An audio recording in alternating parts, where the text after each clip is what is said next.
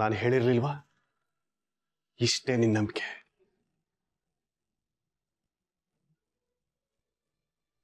ಅವನಿಗೇನಾದ್ರೂ ಛಲ, ಸ್ವಾಭಿಮಾನ ಅನ್ನೋದಿದೆಯಾ? ಒಂದೇ ಒಂದಿನ ಅವನಿಗೆ ಮನೆ ಬಿಟ್ಟಿರೋದಕ್ಕಾಗ್ಲಿಲ್ಲ. ಸೆಕ್ಯೂರಿಟಿ, ಕಳ್ಸೋವನ್ನ ಒಳಗೆ.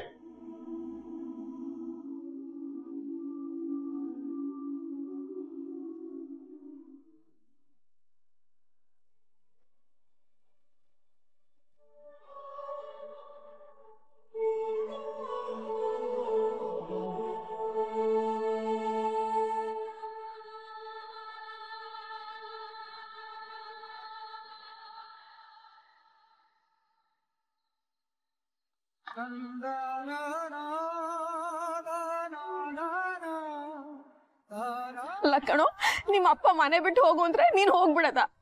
ಒಂದ್ಸರಿ ಅಪ್ಪನ ಹತ್ರ ಸಾರಿ ಕೇಳಿದಿದ್ರೆ ಎಲ್ಲ ಸರಿ ಹೋಗ್ತಿತ್ತಲ್ವೇನೋ? ಅಮ್ಮ ನೆನಪು ಬಂದಿಲ್ವೇನೋ ನಿನಗೆ? ನನಗೆ ಒಂದು ಫೋನು ಮಾಡಿಲ್ವಲ್ಲೋ? ಊಟ ಮಾಡಿದ್ಯಾನೋ? ಹೊಟ್ಟೆ ಹಸಿತಾ ಇದೆಯಾ ಕಂದ? ಸರಿ, ಊಟ ರೆಡಿ ಮಾಡ್ತೀನಿ. ಬಾ ದಾಕ್ಷು, ಬೇಗ ಬಾ.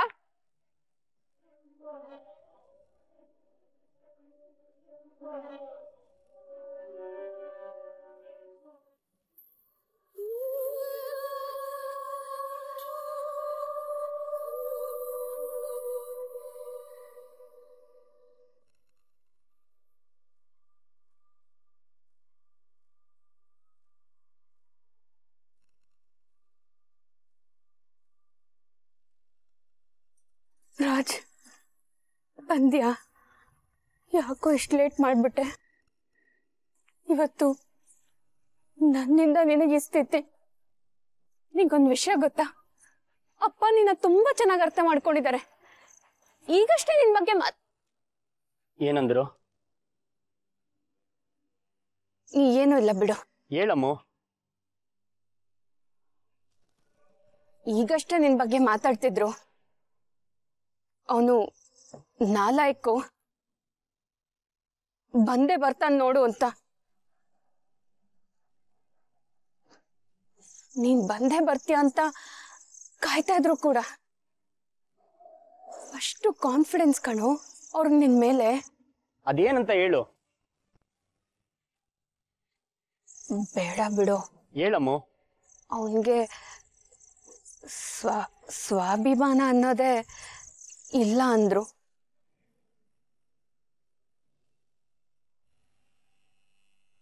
ಮಾನ ಮರ್ಯಾದೆ ಅಂತೂ ಮೊದಲೇ ಇಲ್ಲ. ಎಲ್ಲೂ ಇರಕ್ ಜಾಗ ಇಲ್ದೆ ವಾಪಸ್ ಮನೆಗೆ ಬಂದೇ ಬರ್ತಾನೆ ನೋಡ್ತಿರೋ ಅಂದ್ರು.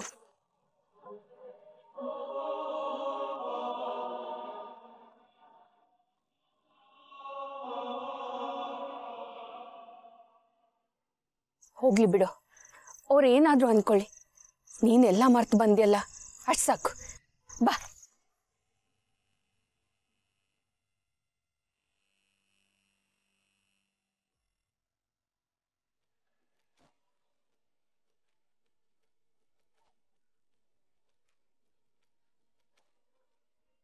ಮಂಗಳ, ಮಂಗಳ, ಅನ್ನ ಎಲ್ಲಿ? ದಕ್ಷು, ಅನ್ನ ಎಲ್ಲಿ?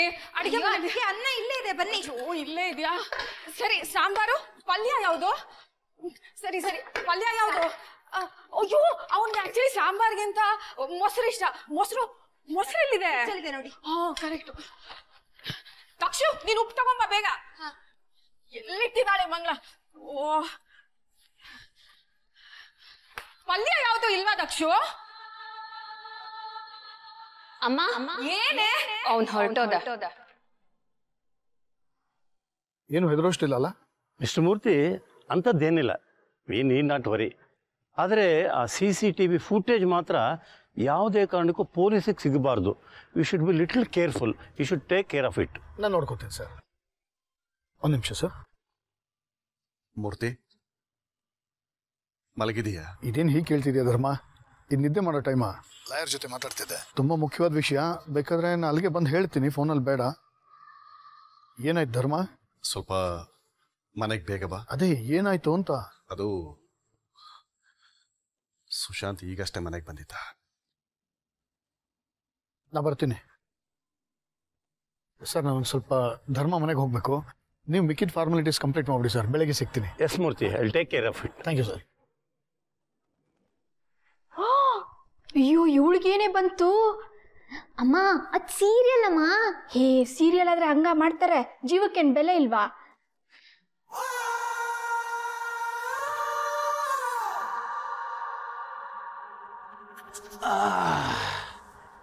ಒಂಚೂರು ನ್ಯೂಸ್ ಆದರೂ ಹಾಕಿ ಏನೇನು ಫ್ರೀ ಕೊಡ್ತಾರೆ ನೋಡೋಣ.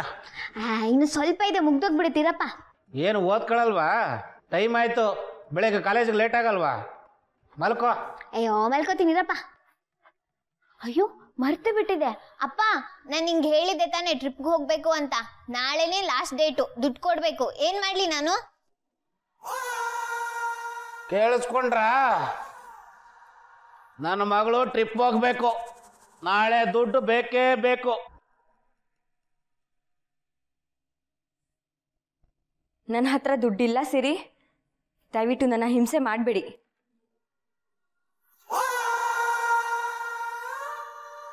ದುಡ್ಡು ಇಲ್ವಂತಲ್ಲ ಮಗಳೇ?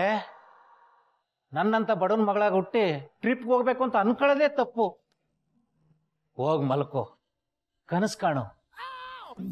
ಅಲ್ಲಿ ನೋಡು ದೊಡ್ಡ ವಾಟರ್ ಫಾಲ್ಸು, ಅದ್ರ ಪಕ್ಕ ಬೀಚು, ಅದ್ರಿಂದ ದೊಡ್ಡ ಬೆಟ್ಟ. ನಾವೆಲ್ಲ ಕನಸು ಕಾಣಬೇಕು ಅಷ್ಟೇ ಮಗಳೇ, ಕನಸು ಕಾಣಬೇಕು, ಕನಸು ಕಾಣಬೇಕು. ಬಿಡಮ್ಮ ನೀನು. ನೀನ್ ಯಾಕಪ್ಪ ಅಳ್ತೀಯ? ನಾನೇನ್ ಕೇಳಿದ್ನ ಅವಳಿಗೆ. 1,00,000 ಕೇಳಿರೋ ತರ ಆಡ್ತಾಳೆ ನೋಡು. ಆಫ್ಟರ್ ಆಲ್ 700 ರೂಪಾಯಿ ಕೇಳ್ದೆ, ಅದನ್ನು ಅವಳ ಕೈಲಿ ಕೊಡಕ್ಕಾಗಲ್ವಾ? ನನ್ ಜೀವನನೇ ಇಷ್ಟ ಆಗೋಗಿದೆ. ಅವಳಿಗೆ ಮಾತ್ರ ಎಲ್ಲ ಸಿಗುತ್ತೆ, ಆದ್ರೆ ನನಗೇನು ಸಿಗಲ್ಲ. ಅಪ್ಪ ನೀನ್ ಹೇಳಿದೆ ಕರೆಕ್ಟ್ ಅಪ್ಪ, ನನ್ ಬಡವನ್ ಮಗ್ಳೆ. ನಾವ್ ಈ ಟ್ರಿಪ್ಪು ಗಿಪ್ಪು ಅಂತ ಏನು ಕನಸು ಕಾಡ್ಬಾರ್ದು.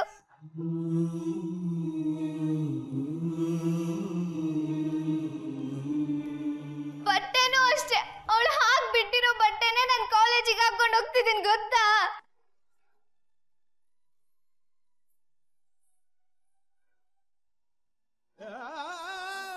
ಏನೇ ಮಾತಾಡ್ತಿದ್ಯಾ ನೀನು? ಮೊನ್ನೆ ಬಟ್ಟೆ ಬೇಕಂದಾಗ 2 ಜೊತೆ ಕುರ್ತಾ ತಂದ್ಕೊಡ್ಲಿಲ್ಲ ಅವಳು? ಯಾವುದು ಆ ಫುಟ್ಬಾಲ್ ಮೇಲೆ ಮಾರೋ ಕುರ್ತಾನ? ಅದನ್ನ ಯಾರ ಹಾಕೊಂಡು ಹೋಗ್ತಾರೆ? ಸುಮ್ನಿರ್ ನೀನು. ಈ ಮನೇಲಿ ಇಷ್ಟೆಲ್ಲ ಜಗಳ ಆಗ್ತಾ ಇದೆಯಲ್ಲ. ಸಿರಿ ತಗೋ, ಇದರಲ್ಲಿ 2,000 ರೂಪಾಯಿ ಇದೆ. 700 ರೂಪಾಯಿ ಟ್ರಿಪ್ಪಿಗೆ ಕೊಟ್ಟು ಉಳ್ದಿರೋ ದುಡ್ಡಲ್ಲಿ ನಿನ್ನ ಅಂಗಡಿಲೇ ಹೋಗಿ ಬಟ್ಟೆ ತಗೋ. ನನ್ನ ಬಟ್ಟೆ ಹಾಕೊಳ್ಳೋದ್ರಲ್ಲಿ ನಿನಗಿಷ್ಟೊಂದು ಬೇಜಾರಿದೆ ಅಂತ ನನಗೆ ಗೊತ್ತಿರಲಿಲ್ಲ ಕಣೆ ಸಿರಿ.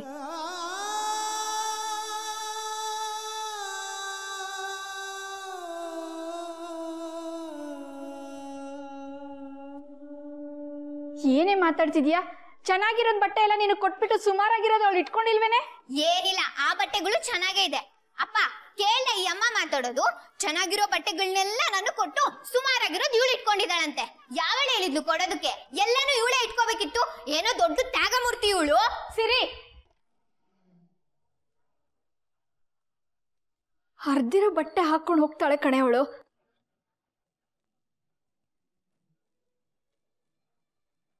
ಹೊರಗಿನ ಪ್ರಪಂಚ ಎಲ್ಲ ಆಡ್ಕೊಳುತ್ತೆ ಅಂತ ಹರಿದಿರೋ ಬಟ್ಟೆನ ಹೊಲ್ಕೊಂಡು ಅದೇ ತರ ಇನ್ನೊಂದ್ ಕಡೆನೂ ಹೊಲ್ಕೊಂಡು ಹಾಕೊಂಡು ಹೋಗ್ತಾಳೆ ಕಣೆ ಅವಳು.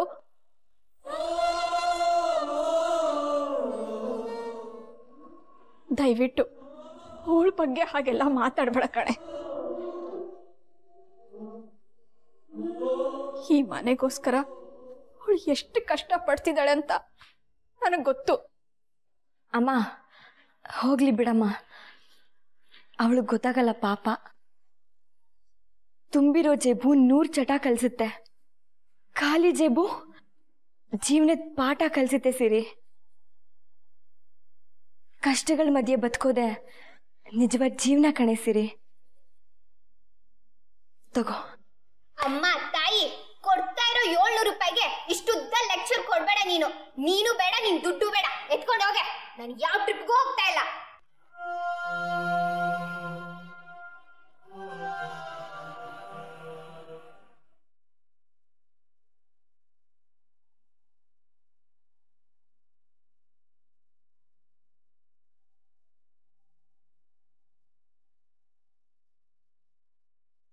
ಅವನು ನಾಲಾಯ್ಕು ಬಂದೇ ಬರ್ತಾನೆ ನೋಡು ಅಂತ. ನೀನ್ ಬಂದೇ ಬರ್ತೀಯ ಅಂತ ಅಷ್ಟು ಕಾನ್ಫಿಡೆನ್ಸ್ ಕಣೋ ಅವ್ರಿಗೆ ನಿನ್ ಮೇಲೆ. ಮಾನ ಮರ್ಯಾದೆ ಅಂತೂ ಮೊದಲೇ ಇಲ್ಲ. ಎಲ್ಲೂ ಇರಕ್ ಜಾಗ ಇಲ್ಲದೆ ವಾಪಸ್ ಮನೆಗೆ ಬಂದೇ ಬರ್ತಾನೆ ನೋಡ್ತಿರೋ ಅಂದ್ರು.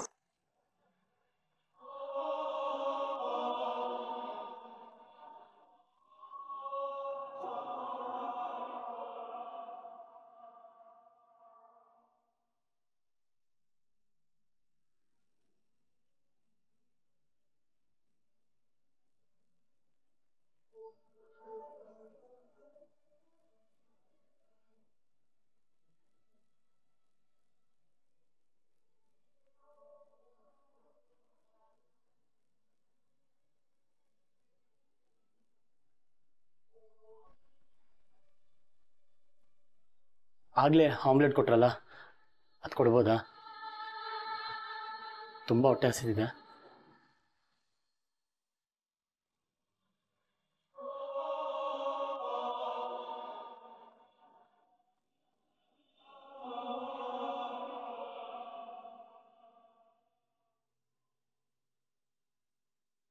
Thank you.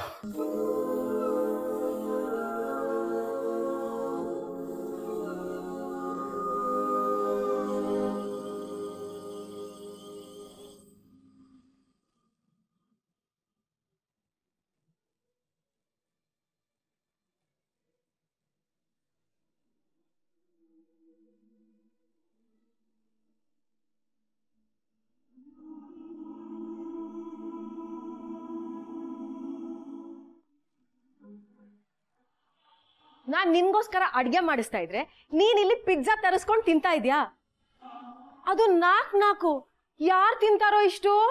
ಹಾಂ, ನನಗೆ ಯಾವ ಪಿಜ್ಜಾ ತಿನ್ಬೇಕಂತ ಡಿಸೈಡ್ ಮಾಡಕ್ಕೆ ಆಗ್ಲಿಲ್ಲ. ಅದಕ್ಕೆ ನಾನು 4 ಡಿಫ್ರೆಂಟ್ ಟಾಪಿಂಗ್ಸ್ ತರಿಸಿದ್ದೀನಿ. ಎಲ್ಲದಲ್ಲೂ ಒಂದೊಂದು ಪೀಸ್ ತಿಂತೀನಿ. ಅದ್ರಲ್ಲಿ ಯಾವ್ದು ಇಷ್ಟ ಆಗುತ್ತೋ ಅದನ್ನ ಪೂರ್ತಿ ತಿಂತೀನಿ. ಅಲ್ಲ ರಾಜ್, ಇಷ್ಟೊಂದು ಊಟ ಯಾರಾದ್ರೂ ವೇಸ್ಟ್ ಮಾಡ್ತಾರ? ಏನ್ ಬೇಕು ಅದನ್ನ ಮಾತ್ರ ತರಿಸ್ಕೊಂಡು ತಿನ್ಬೇಕು ತಾನೆ. ಒಂದು ತನ್ನ ಸಿಕ್ಕಿದ್ರೆ ಸಾಕು ಅಂತ ಎಷ್ಟೊಂದ್ ಜನ ಕೊರಗ್ತಾ ಇದ್ದಾರೆ.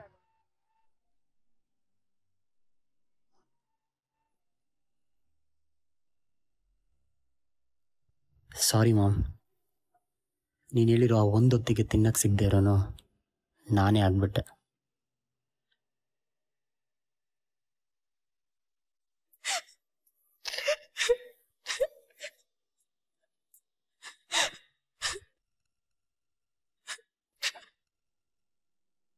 ನಮ್ಮಮ್ಮ ಯಾವಾಗ್ಲೂ ಹೀಗೆ, ಮಗನ್ ವಿಚಾರ ಬಂದ್ರೆ ಅತ್ತು ಕಡ್ದು ಸೀನ್ ಕ್ರಿಯೇಟ್ ಮಾಡ್ಬಿಡ್ತಾರೆ. ಅದಕ್ಕೆ ಸಮಾಧಾನ ಮಾಡ್ಕೊಳ್ಳಿ.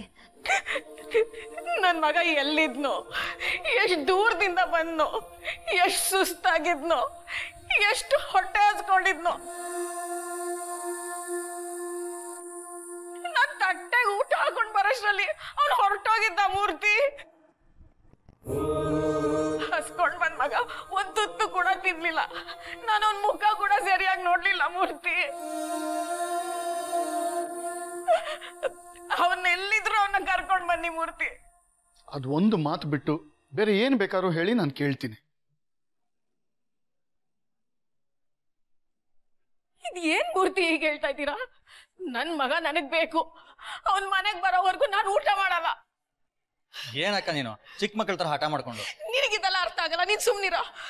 ನಿಮ್ಮ ನೋವು ನನಗೆ ಅರ್ಥ ಆಗತ್ತೆ ಅದಕ್ಕೆ. ಆದರೆ ದಯವಿಟ್ಟು ನೀವು ಸ್ವಲ್ಪ ಸಿಚುಯೇಷನ್ ಅರ್ಥ ಮಾಡ್ಕೊಳ್ಳಿ. ನಿಮಗೆಲ್ಲ ಹೇಗೆ ಹೇಳೋದು ಅಂತಲೇ ಗೊತ್ತಾಗ್ತಿಲ್ವಲ್ಲ. ನಮ್ಮ ಸುಶಾಂತ್ ತುಂಬಾ ದೊಡ್ಡ ತೊಂದರೆಗೆ ಸಿಕ್ಕಾಕೊಂಡಿದ್ದಾನೆ.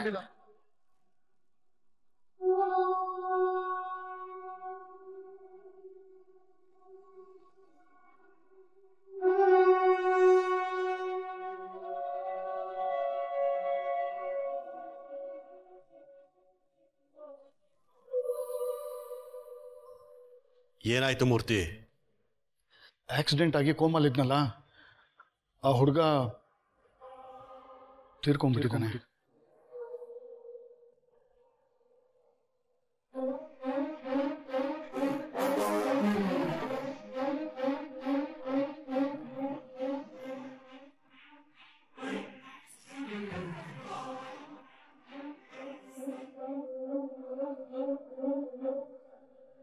ಆ ಇನ್ಸ್ಪೆಕ್ಟರ್ ಬೇರೆ ಮರ್ಡರ್ ಕೇಸ್ ಫೈಲ್ ಮಾಡ್ತೀನಿ ಅಂತ ಓಡಾಡ್ತಾ ಇದ್ದಾನೆ.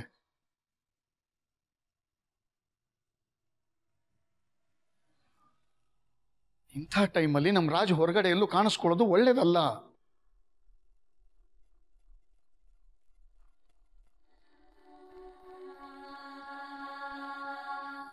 ಇದೇನ್ ಮೂರ್ತಿ ಹೀಗೆ ಹೇಳ್ತಿದ್ದೀರಾ? ಹಾಗಾದ್ರೆ ಲಕ್ಷ್ಮಣ ಮೂರ್ತಿ ಹತ್ರ ಮಾತಾಡಿ ಬೇಲ್ಗೆ ಅರೇಂಜ್ ಮಾಡೋಣ. ನಾನು ಅದೇ ಲಕ್ಷ್ಮಣ್ ಮೂರ್ತಿ ಅವ್ರ ಜೊತೆ ಮಾತಾಡಿದ್ದೀನಿ. ಆಂಟಿಸಿಪೇಟರಿ ಬೇಲ್ ವ್ಯವಸ್ಥೆ ಆಗಿದೆ. ಆದ್ರೆ ಆ ಇನ್ಸ್ಪೆಕ್ಟರ್ ಹತ್ರ ತುಂಬಾ ಸ್ಟ್ರಾಂಗ್ ಆಗಿರೋ ಎವಿಡೆನ್ಸ್ ಇದೆ. ಅವ್ನು ಇನ್ನೇನಾದ್ರು ಸ್ಕೀಮ್ ಮಾಡಿ ನಮ್ಮ ಸುಶಾಂತ್ನ ಒಳಗೆ ಹಾಕ್ಬಿಡ್ತಾನೆ.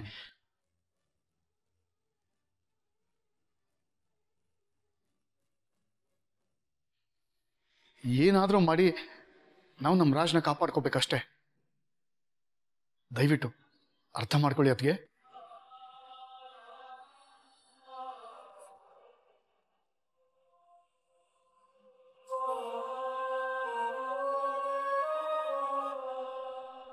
ಅಮರ್, ನೀವೇನು ಮಾಡೋಕ್ಕಾಗಲ್ವಾ? Lakshmana Murthy is the best criminal lawyer.